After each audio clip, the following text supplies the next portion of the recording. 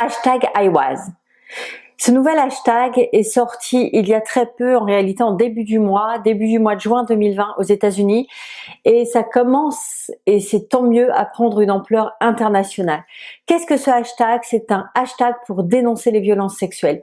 Hashtag I was, et en général les victimes mettent leur âge, à quel âge elles ont été victimes de violences sexuelles. Et parfois, les résultats ou les textes sont assez impressionnants. On a de bébés jusqu'à même très âgés, voire adultes. Il n'y a pas d'âge malheureusement pour les violences sexuelles. Ça commence dès la plus tendre enfance, et même quand vous êtes adulte, marié, vous pouvez vivre des violences sexuelles avec votre mari.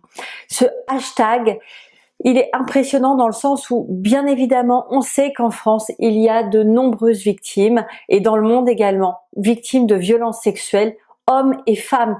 Ce n'est pas un hashtag réservé aux femmes d'ailleurs, c'est vraiment un hashtag pour les victimes de violences sexuelles, qu'elles soient féminines ou masculines.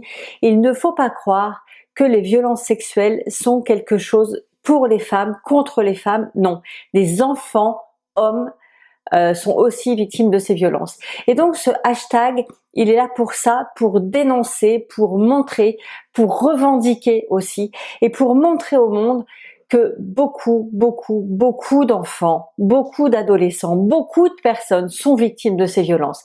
J'espère que, en tout cas, c'est un mouvement qui fera sens auprès des gouvernements, auprès des politiques, et parfois tout simplement auprès de la population. C'est un hashtag qui, pour moi, va venir éveiller les consciences. En tout cas, c'est mon souhait le plus cher, qu'il éveille les consciences pour que chaque parent, chaque voisin, chaque éducateur soit beaucoup plus attentif aux violences qu'un enfant peut subir, et puis que l'on protège vraiment nos enfants.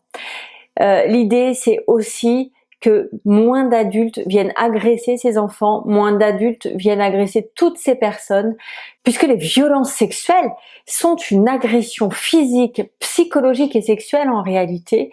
Ça englobe les trois, qui créent des traumas. Alors, je ne dirais pas irréversibles, parce que aujourd'hui, on sait qu'on arrive à guérir de cela, on sait qu'on arrive à vivre malgré ce trauma, mais vraiment, ça transforme une personne. Donc, partagez ce hashtag, partagez-le, même si vous ne connaissez personne a priori victime de ces violences, partagez-le pour que la planète entière soit mobilisée contre ces violences. Je vous dis un grand merci d'avance de partager ce hashtag, et puis je vous dis à très bientôt, et ensemble, essayons de construire un monde meilleur. Un grand merci à vous.